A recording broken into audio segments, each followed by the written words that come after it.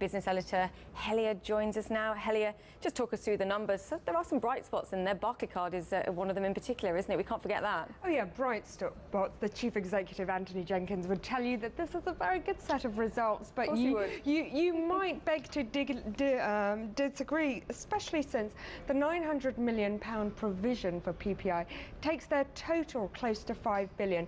That's a hell of a cost. And we're not just talking about the PPI provisions here.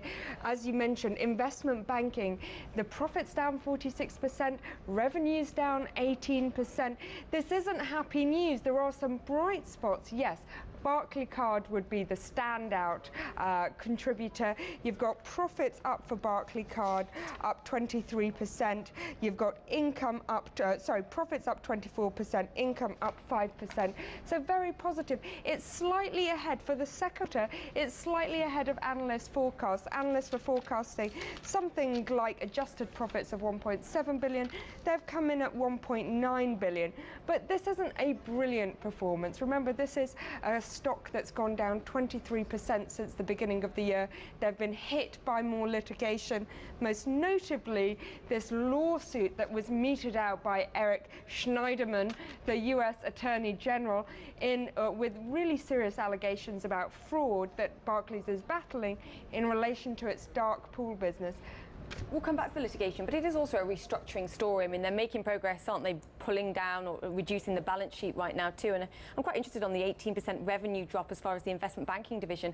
So get a sense of what proportion of that is down to actually restructuring the business, making people redundant versus a decline in trading activity that we've seen from some of the other banks. Yeah, I mean, look, I think that the Transform programme, which is the programme that Anthony Jenkins heralded in after he took over from Bob Diamond, that's had a lot of costs associated to it. Today they've said they're at the lowest headcount in terms of the overall bank since 2007. Remember, that's when they bought Lehman shortly after. So they've chopped a lot of people. 19,000 people have been announced as going. So lots of costs are coming down. Costs are down 900 million according to Anthony Jenkins for the year. So shareholders will be pleased with that.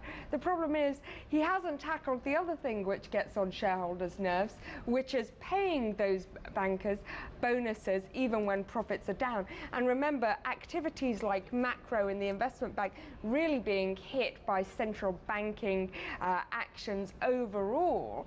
And even though they're saying, you know, Tusha Mazzari, the finance director of Barclays, was saying, no, you know what, there's been some good businesses in investment banking. We've had great quarter for ECM and great quarter for M&A.